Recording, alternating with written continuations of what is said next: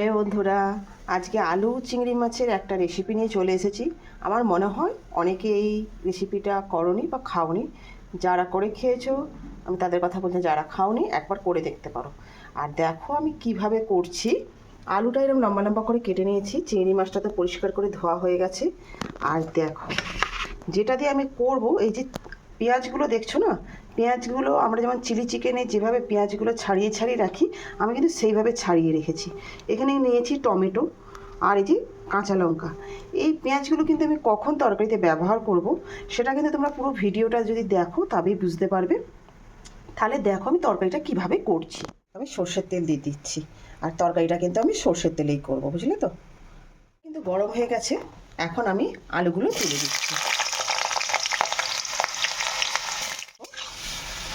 হালকা লাল লাল হয়ে চিংড়ি মাছে কোনো নুন হলুদ কিচ্ছু মাখালাম না।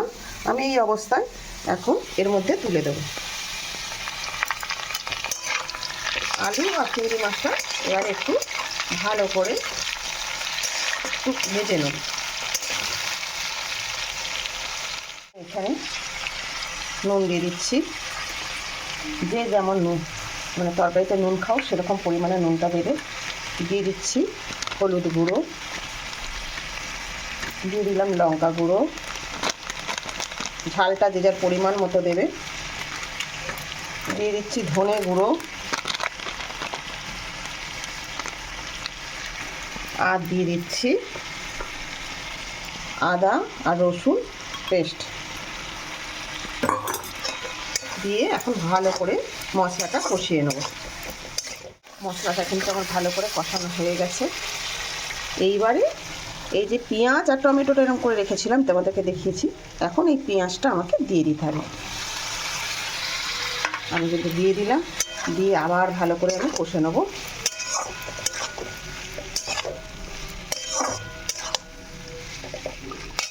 দিয়ে দিচ্ছি, আবারও বলছি ঝালটা যে যার পরিমাণ মতো দেবে।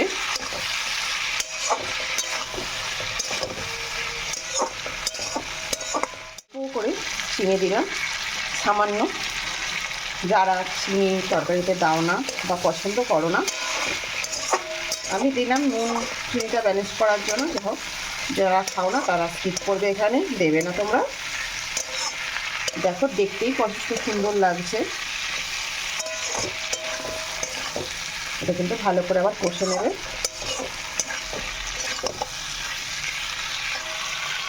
দেখো কষাতে কষাতেই আলুটা কিন্তু হাফ সেদ্ধ হয়ে গেছে। বেশি কিছু জল দেবে না। আমি দেখো জলের পরিমাণটা দেখো, এই যে অল্প দিচ্ছি।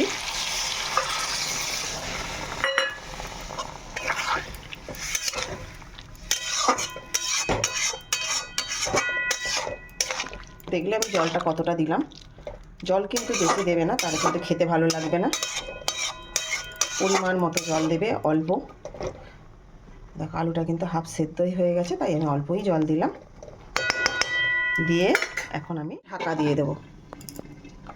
দেখব, দেখো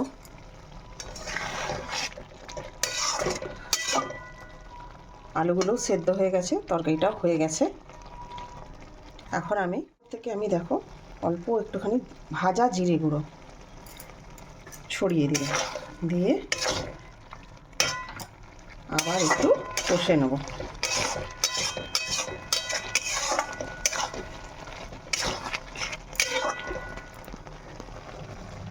তেল ছেড়ে দিয়েছে, দেখতে পাচ্ছ।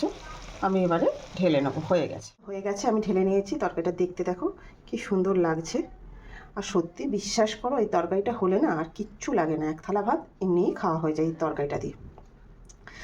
আর তোমরা যারা যারা এই রেসিপিটা দেখলে একবার, যারা এখনও করোনি, যারা আমার এইভাবে করো তারা তো এর স্বাদটা জানো। আর যারা এখনও করোনি এই রেসিপিটা একবার করে দেখতে পারো, অনুরোধ করছি। আশা করি তোমাদের ভালো লাগবে রেসিপিটা। যদি তোমাদের ভালো লাগে বাড়িতে রান্না করে খেয়ে দেখো, যদি ভালো লাগে তো আমাকে এসে কমেন্ট করে যেও। তাহলে পুরো ভিডিওটা আমার দেখার জন্য অসংখ্য ধন্যবাদ। অনেক অনেক ভালোবাসা রইল তোমাদের সবার জন্য।